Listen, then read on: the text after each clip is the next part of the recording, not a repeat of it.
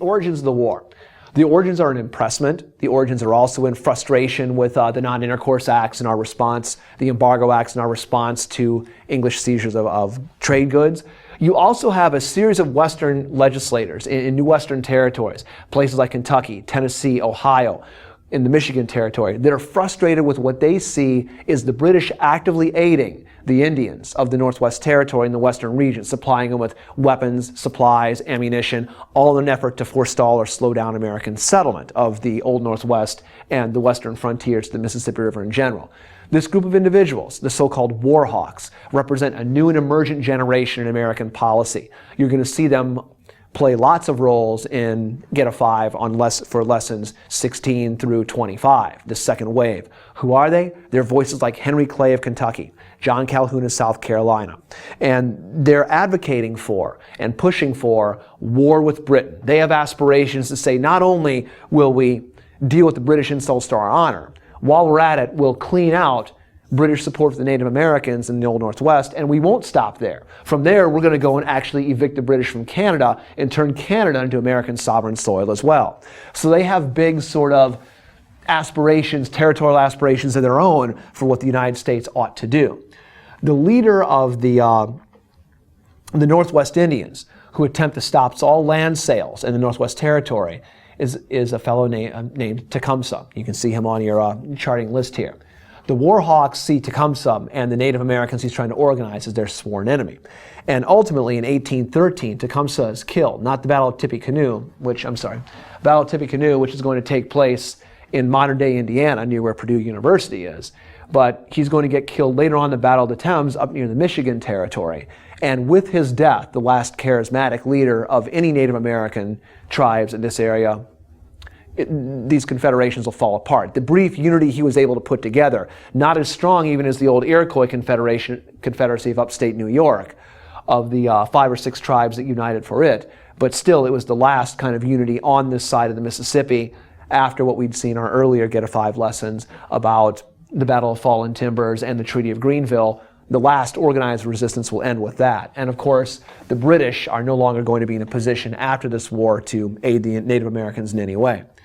Canadian invasions, the war hawks and American military forces invade Canada on 2 separate occasions. And it all goes as disastrously as one might anticipate for a nation state that was so ill-prepared to enter a war. And by the way, enter a war that 1/3 of the nation was sort of divided or against. The New England 1/3 had no desire whatsoever to go to war against Great Britain. After all, Great Britain was our leading trade partner. It did not make sense. And furthermore, if you can read a map, you can see why the New England states would not be too enthused about the idea of a war with Great Britain, since Great Britain's most obvious avenue of approach to make war with the United States is going to be to go into their province of Canada and simply pour down through New England into the United States. So for New England, there was no upside. There was no upside to this war, which is why they sought so hard to prevent it, and then argued some about leaving the Union over it, or argued some about limiting the power of the federal government to ever repeat anything like this in the future.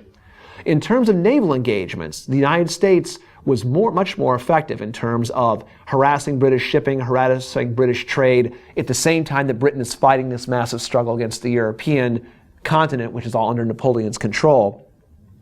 Those work out more in our favor towards frustrating the British and hurting them economically. One last piece of proof on how actually 2 last pieces of proof on how ill-timed or ill-thought-out this war was. The Chesapeake Engagements. When your nation's capital gets invaded, and you don't know of it until literally the day of invasion that the British are sending a fleet up the Potomac River towards Washington, and you are literally leaving the back door of the White House as the British come in the front door, and then the British proceed to burn the place down, that's never good for indicating how the war is going for you. In fact, when the British came in the White House front door, they'd seen the table all set for lunch. All the food was out there. They sat down, ate the meal, then got up and proceeded to burn down the White House and all the records and all the buildings of government. So it is the war, of course, that leads to the Star Spangled Banner and Francis Scott Key writing this about the assault on Fort McHenry in Maryland. But that's more trivia that's not quite germane to the things you'll be writing about in the AP exam. The upshot of this slide, what I'm showing you, is the United States was engaged in a conflict that it was really ill-prepared to prosecute successfully. Southern campaigns go somewhat better, and this is the second example. First example being what happens in Chesapeake. Second example is what happens in Southern campaigns, typifies what this war was all about. In terms of breaking Native American resistance, we talked about the fact that at the Battle of the Thames, Northern resistance is broken. A name that's going to become far more important as this unit, or as these lessons go forward, a general by the name of Andrew Jackson, destroys Creek resistance at the Battle of Horseshoe Bend down in the Georgia-Alabama area. And by so doing, sets the way and paves the way for further white settlement of this in the post-war period without organized Native American resistance. We'll get into the Cherokees and some aspects with them a bit later on.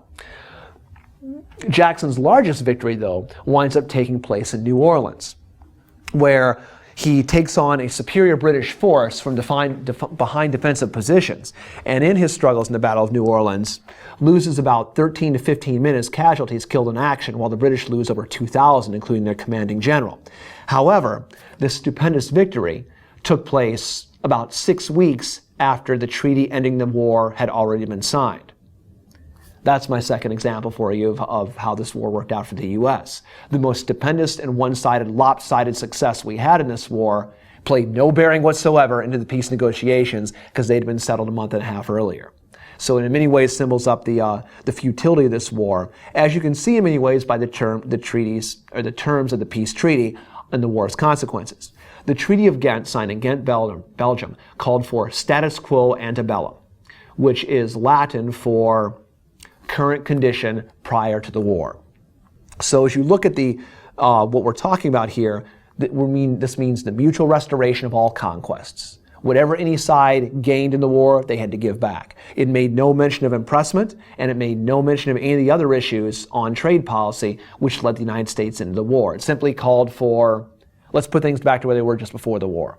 So it was a war with no actual true diplomatic resolution for any party anyway. The United States is left right where they were. It's not entirely fair, though, to say that the War of 1812 did not generate consequences and results for the United States, and that's what the remainder of this slide kind of deals with. At the end of the War of 1812, the United States has taken on the world's largest global empire, not just once, but twice in the space of 40 years, and lived to tell about it. And so that gets us some begrudging, minor but growing international respect. Instead of being viewed as a third-rate or a fourth or fifth-rate power by the great European nations who can be pushed around indiscriminately, we become viewed now as maybe about a third-rate power. So still not where you may want to be in great power politics, but certainly not insignificant, incidental enough to be simply dismissed out of hand. Second of all, the war did generate a large amount of patriotism and nationalism, much to the chagrin of the Federalists because of the war's outcomes and New England's position on the war. Also, 100 years of isolation from European politics. Prior to the war, in every lesson you've seen so far, in every chapter of your history textbook back home that you're reading, every chapter so far about America, once America became the United States, our focus so far has been here. Our key emphasis has been on what Europe is doing. What's Europe doing to us? What's Europe thinking? How are Europe's activities and actions going to impact us, the United States?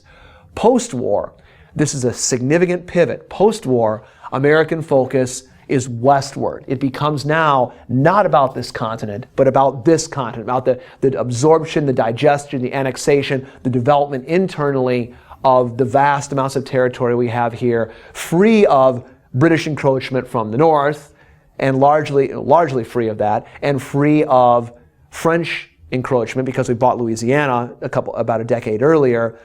And so this becomes the key American focus, is on this serious westward expansion and development. And so it's not just expansion, but it's serious western expansion as the central theme of the nation is what's an outcome of this war in many ways. Along with that is this isolation from European politics. George Washington had said, stay out of foreign affairs. Well, we've learned the truism of what he had said. It wasn't really worth it for us to get into this conflict. So as a result, 100 years of isolation from European politics. The next time America is going to be engaged in some conflict that involves the Europeans, it's going to be 1917. And that'll be when doughboys go overseas in the First World War. So you're going to see a fundamental inoculation or exclusion for America in a foreign policy sense from the goings-on of that side of the map there on the right side of the board. Additionally, Because of the Non-Intercourse Acts, because of the Embargo Act, because of the lack of foreign trade, and because the war meant we could not get items that we'd been used to getting to trade elsewhere, for the first time we begin to develop a true small manufacturing, small production degree of self-sufficiency. We're not talking a massive industrial base yet. We're not talking steel mills and blast furnaces and thousands of people in a vast, productive workshop. We're not talking that yet, but we are talking about the ability to produce the goods that we need from internal resources and meet our own economic needs. And last but not least, because of their position on the War of 1812, it's no good to back the loser, right? That's realpolitik in its own ways. The Federalist Party is dead. Because of its views towards sympathy towards the British, or its pro-British views, or its views against going to war, well, once the United States wins the war, the rest of the country kind of turns and looks at the Federalists and said, well, when the chips are down, now we know where you stood and it wasn't with us. And so the British sympathies of this party make them so unpopular that after the war, the party essentially returns to that slide of becoming a non-factor politically. And we're going to enter a brief period in our next lesson of sort of one-party rule, which is uncharacteristic in America, but it's a time of a lack of viable choices. And that will be the so-called era of good feelings, but that's a story that we'll save for lessons 14 and 15.